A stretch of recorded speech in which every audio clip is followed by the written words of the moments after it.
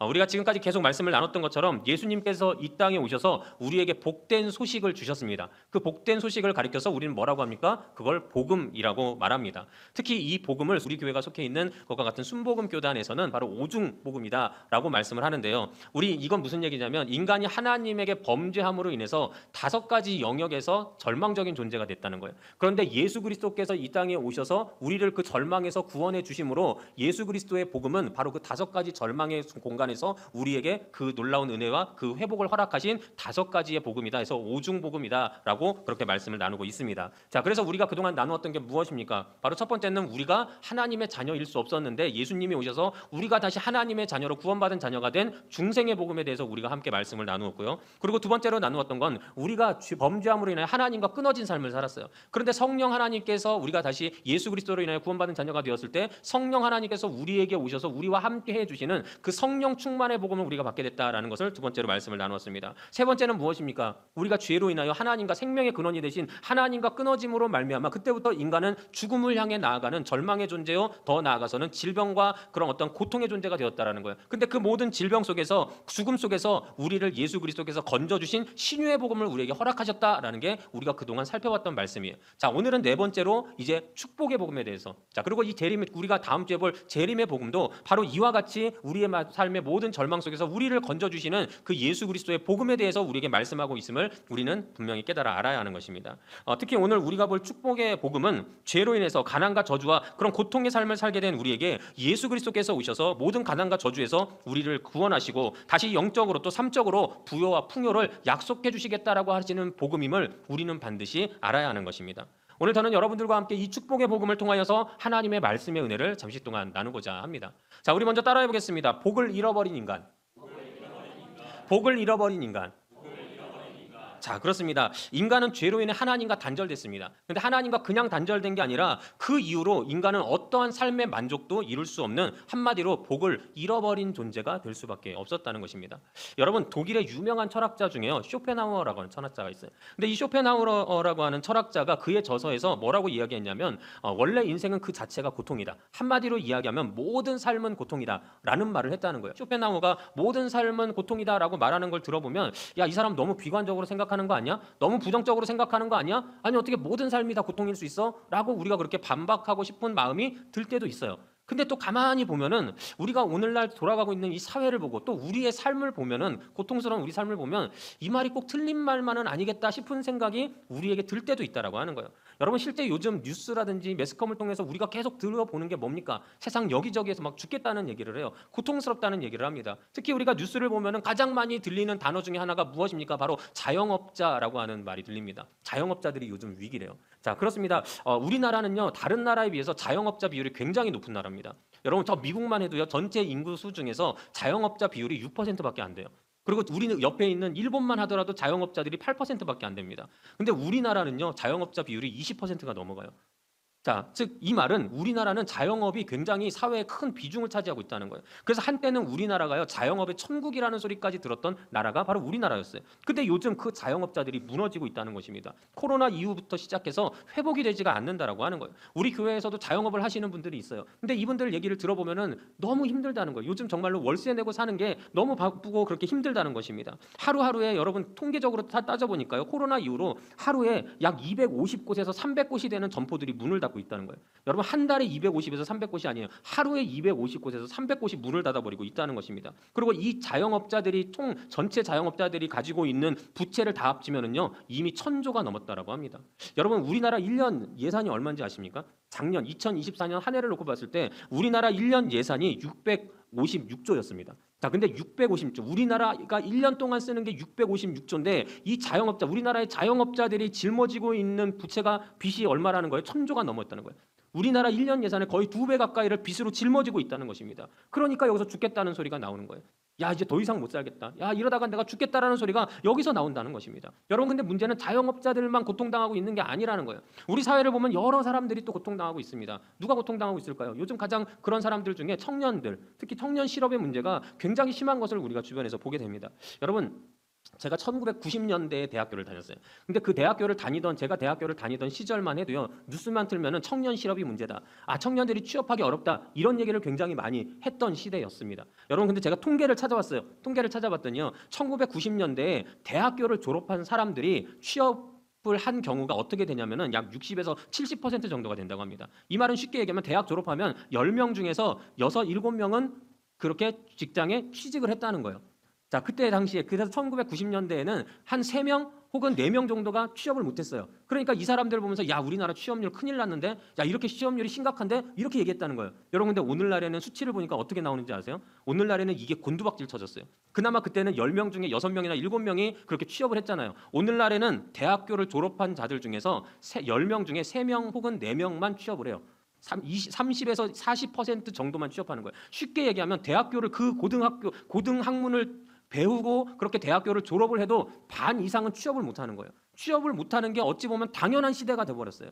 어찌 보면 제가 대학교 다닐 때 야, 취업률 심각한데 라는 거는 비기지도 못할 세대가 지금 오늘날의 세대가 됐다는 거예요. 그러다 보니까 오늘날의 청년들 중에 포기하는 청년들이 많아진대요. 취업도 포기해버리고요. 결혼도 포기해버리고 자신의 삶도 포기해버려요. 그리고 집에서만 사는 자들이 전국에 그런 청년들이 54만 명이나 된다고 합니다. 여러분 생각해 보십시오. 얼마나 괴롭겠습니까? 얼마나 삶이 고통스러울까요? 그래도 대학교 다닐 때에는 내가 앞으로 이런 일들을 하면서 내가 그렇게 살아야지라고 하는 꿈을 갖고 살았을 거예요. 근데 그 꿈이 이루어지지 않는다라고 그들이 그렇게 경험하게 되었을 때 얼마나 이 땅의 청년들이 괴로움을 당하고 사는 것인지 우리가 그 마음을 좀 헤아려 볼 필요가 있다는 것입니다. 여러분 아마 여러분들도 마찬가지지 않을까 싶습니다. 제가 여러분들의 속속들이 잘 여러분들의 삶을 아는 것은 아닙니다. 하지만 여러분들이 이 자리에서 믿음으로 주님 앞에 예배하면서 나는 주님을 따르며 살아갑니다 라고 그렇게 나아가면서도 여러분들 역시 여러 가지 삶의 문제로 인해서 그 자영업자들이 고통받는 것처럼 또 그 청년들이 고통받는 것처럼 아마도 여러분들의 삶을 힘들게 하는 그 고통들이 여전히 다 존재할 거라는 거예요. 제가 만약에 여러분들한테 여러분 혹시라도 여러분들 중에 나는 지금 아무 고통도 없이 행복한 삶을 삽니다 라는 분 한번 손들어 보세요 하면은 누가 손들 수 있을까요? 한번 진짜 손들어 볼까요? 네? 나는 정말로 행복한 삶만 삽니다 하시는 분 한번 손들어 볼까요? 아, 할렐루야. 네. 우리 박수 한번 쳐드리겠습니다. 자, 그래요. 자, 우리 원성도 선교사님은 우리 선교사님이시니까 네, 우리 특별한 믿음의 삶을 사시니까 더 그래요. 자, 근데 우리 보통 사람들은 그렇지 않다는 거예요. 괴로워요. 삶을 사는 게 지옥 같아요. 근데 그런 삶을, 고통의 삶을, 그런 힘든 삶을 살 때가 있다는 거예요. 여러분 이게 어느 세대를 막론하고요. 학생은 학생대로, 어른은 어른대로, 직장인은 직장인대로, 노인은 노인대로, 아이는 아이대로 다 힘든 삶을 살아가고 있다는 것입니다. 그러니 우리가 이런 것들을 생각을 해보면은 아까 쇼펜하우어가 말했던 모든 삶은 고통이다라고 하는 말이 이해가 간다라고 하는 거예요. 여러분 요즘 사람들이요 가끔 가다가 인사처럼 말하는 말 중에 무슨 말이 있는지 아세요? 죽지 못해 삽니다 이런 말이 있어요. 예, 얼마나 괴로우면 죽지 못해 산다라고 그 이야기가 인사말처럼 그렇게 됐겠습니까? 여러분 근데 우리가 여기서 신앙인으로서 생각해 봐야 될 게 하나 있어요. 그게 뭐냐면은 자, 우리의 삶은 오늘날 이런 고통의 삶을 살고 있는데 도대체 이 고통은 그럼 도대체 왜 우리한테 시작이 된 걸까요? 이 고통의 삶을 우리는 왜 살아가고 있는 것일까요?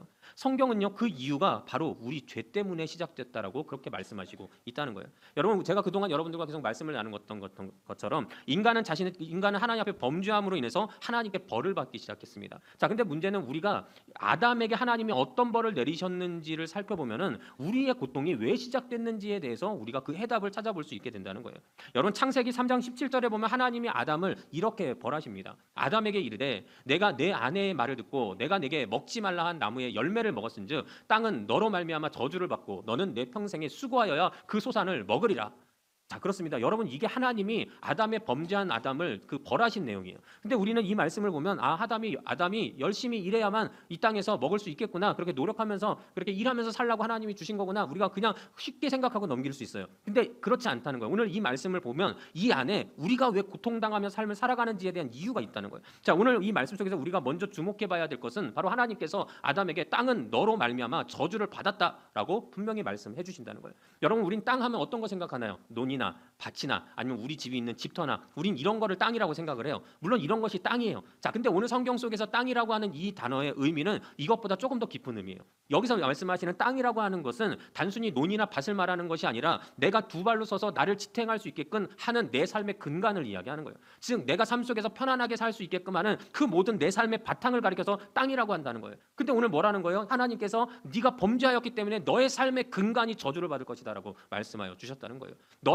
너가 지금 든든하게 서 있는 너의 삶을 평안하게 만드는 그 근간이 흔들릴 것이고 그것이 저주를 받았다라고 말씀하여 주셨다는 것입니다. 자, 그러면서 말씀하신 게 무엇입니까? 그 땅이 더 이상 너한테 좋은 것을 내주지 않을 거야. 그래서 라고 그렇게 주님이 말씀하시는 거예요. 자, 그렇게 해서 주님이 그 다음으로 말씀하신 게 뭐냐면 내 평생에 수고하여야 그 소산을 먹으리라라고 말씀해 주시고 있어요. 자, 근데 여기서 보면은 내 평생에 수고해야 된다라고 아담에게 말씀하세요. 우리는 여기서 평생에 수고하다라고 할 때 이 수고하다라고 하는 말을 우리가 땀 흘리면서 일하다라는 식으로 우리가 그냥 그렇게 이해할 때가 있어요. 근데 여기서 수고라고 하는 단어를 원어로 보면은요, 이거는 그냥 우리가 땀 흘리면서 일하다라고 하는 정도의 말이 아니라는 거예요. 이 말씀은 어떤 말씀이냐면 그 뜻을 바라보면은 굉장히 고통의 삶을 살게 된다는 거예요. 여러분, 이걸 우리가 어디서 할 수 있냐면은요, 아까 지금 보시는 것처럼 창세기 3장 17절은 하나님께서 아담에게 벌을 내리시는 장면이에요. 근데 그 바로 앞절인 16절이 하나님께서 하와에게 벌을 내리시는 장면이 나와요. 근데 하와에게 벌을 내리실 때 하와에게 어떤 고통을 주십니까? 바로 해산의 고통을 주시죠. 근데 하나님께서 그때 16절에서 이렇게 말씀하세요. 내게 임신하는 고통을 크게 더하리니 라고 말씀하세요. 근데 임신하는 고통을 이라고 말씀하시는데 그 고통이라고 하는 그 히브리어 원어와 지금 우리가 지금 17절에서 보고 있는 내 평생에 수고하여야 라고 할 때 이 수고라고 하는 단어가 같은 단어를 쓰고 있다는 거예요. 즉 이 말은 뭐예요? 하나님께서 지금 아담에게 뭐라고 말씀하시는 거예요?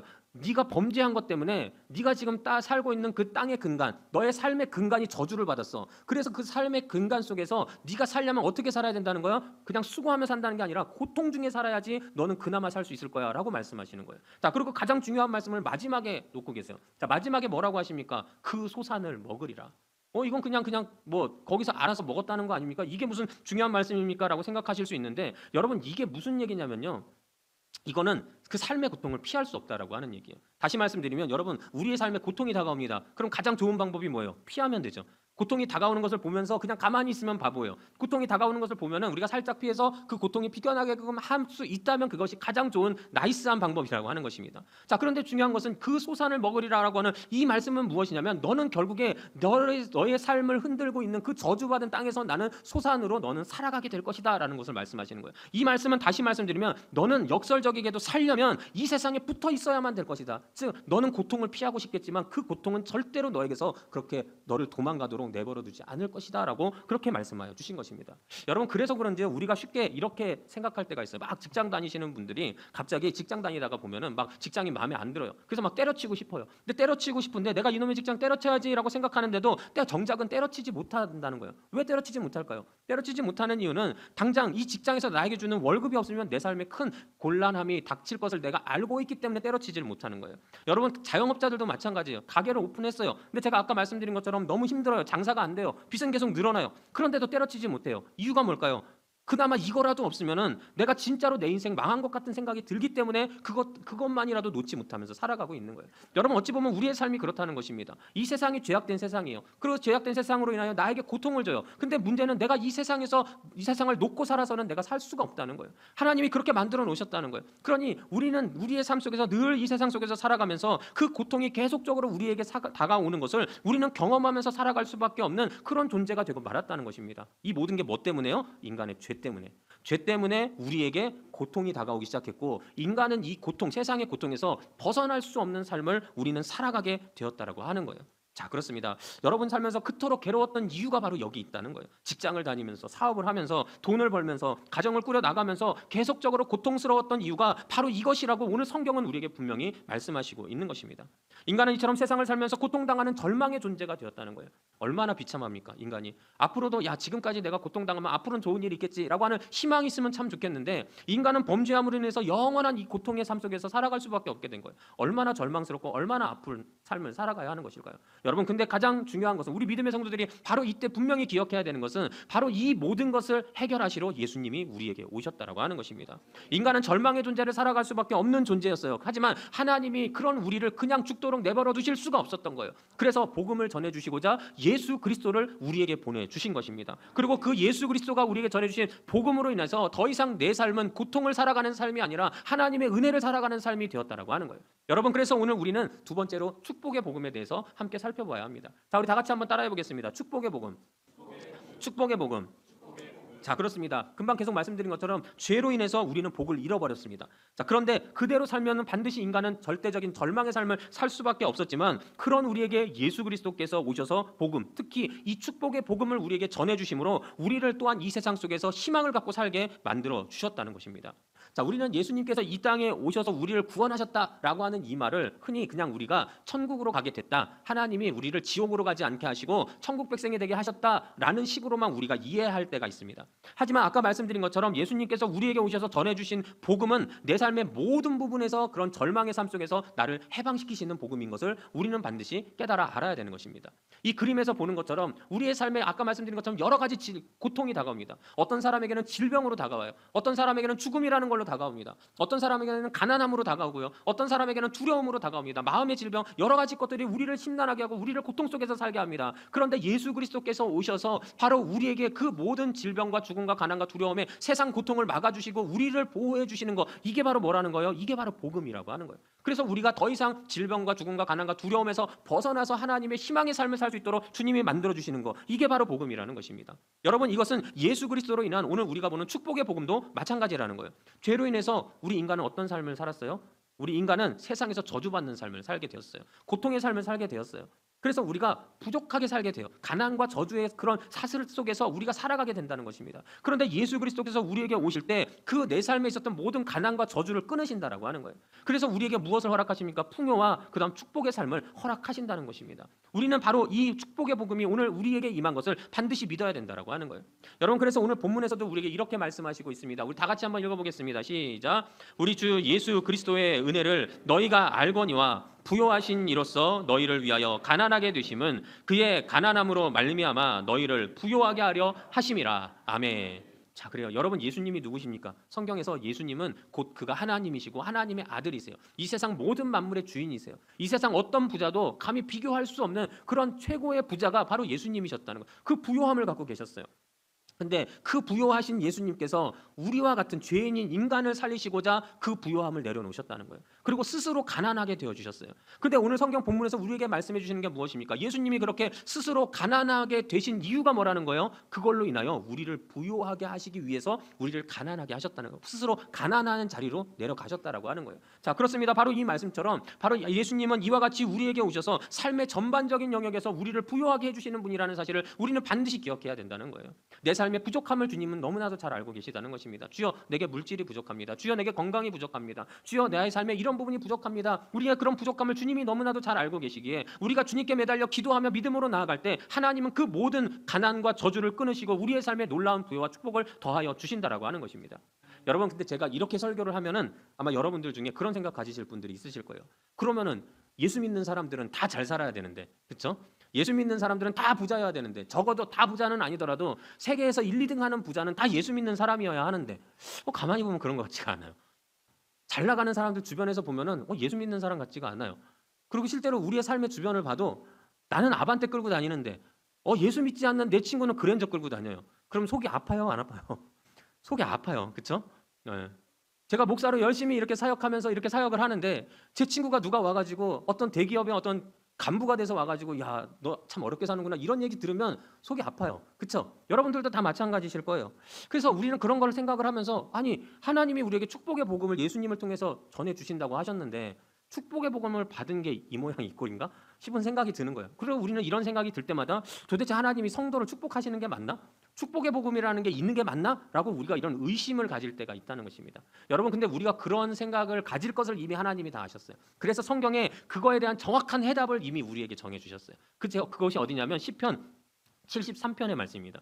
여러분, 시편 73편의 말씀이 긴 내용이라 제가 여러분들에게 요약해서 잠깐 말씀을 드리면은요, 시편 73편의 저자는 아삽이라고 하는 사람이에요. 근데 이 아삽이라고 하는 사람이 어떤 사람이었냐면 당시에 제사 때 하나님께 드리는 찬양을 관장했던 사람이에요. 오늘날로 따지면 성가대장, 그리고 성가대장 아니라 어찌 보면은 목회자일 수도 있어요. 즉 다시 이야기하면 이 아삽이라고 하는 사람은 누구보다 하나님과 가까웠던 사람이고 하나님을 정말로 잘 섬겼던 사람이에요. 자, 근데 하나님을 잘 섬겼던 아삽이 희한한 것을 봅니다. 뭘 볼까요? 바로 자신은 하나님을 너무 잘 섬긴다고 생각을 하는데 하나님을 섬기는 자신보다 자꾸 하나님을 섬기지 않는 자들이 더 잘 사는 것을 본 거예요.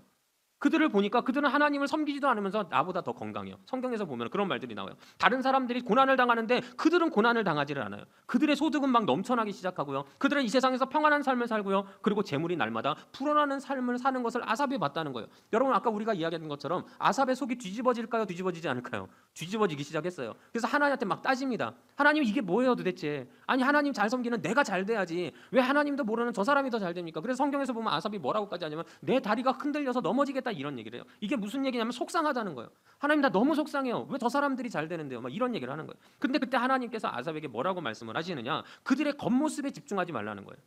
네가 지금 보고서 그렇게 속상해하는 저들이 세상에서 부유하게 사는 그 모습은 저들의 껍데기 모습일 뿐이다. 저들의 겉모습일 뿐이다라고 말씀하세요. 그러면서 주님께서 말씀하시는 것은 물론 그들이 지금은 너보다 잘 사는 것 같아. 그렇게 볼 수 있어. 하지만 그들은 하나님을 모르는 악인들이고 교만한 사람들이기 때문에 그들의 결국에 가서 그들의 결말은 무엇이냐? 멸망이 될 수밖에 없어라고 그렇게 말씀을 하시는 거예요.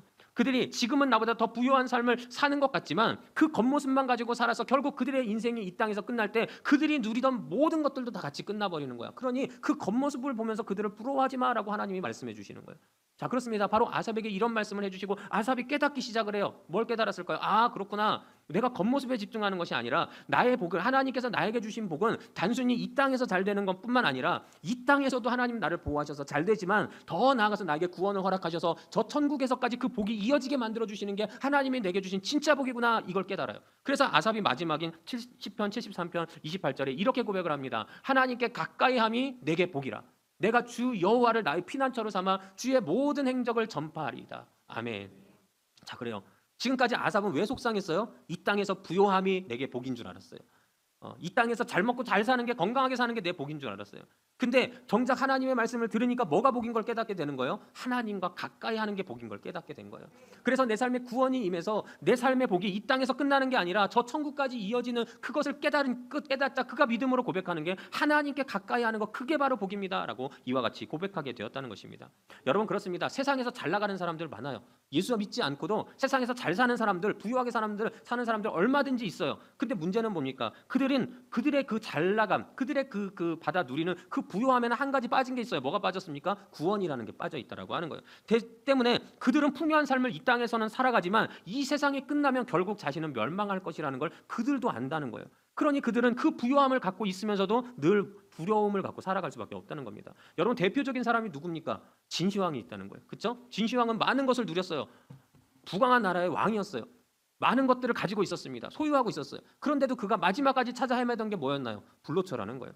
그가 알고 있었다는 거예요. 내가 이렇게 누리고 있는 이 모든 거 결국 내가 죽으면 다 끝나는구나 라는 걸 알고 있으니까 그 모든 것들을 누리고 있으면서도 마지막까지 죽지 않으려고 어떻게든 바라게 봤던 게 그 진시황의 모습이었다고 하는 거예요. 여러분 그래요. 세상의 부유함을 갖고 있는 사람들은 이처럼 두려움을 갖고 살아갈 수밖에 없다는 것입니다. 하지만 예수 그리스도로 인하여 복을 받은 자는 바로 구원이 동반된 복을 받기 때문에 그 복이 이 땅을 넘어서 저 천국까지 이어지게 된다는 사실을 우리는 분명히 깨달아 알게 된다는 거예요. 그러니 저 천국에서도 또 이 땅에서도 주님의 보호하심 아래 우리는 정말로 평안과 만족과 풍요함을 누릴 수 있는 진짜 복을 누리는 사람이 될 수 있음을 우리는 또 깨닫게 된다는 것입니다. 그러니 여러분 오늘 말씀과 같이 여러분들 주변에 예수 믿지 않는데 잘 나가는 사람들, 부유하고 건강한 사람들 볼 때 있어요. 근데 그들로 인하여 여러분들 배 아파하시지 마시기 바랍니다.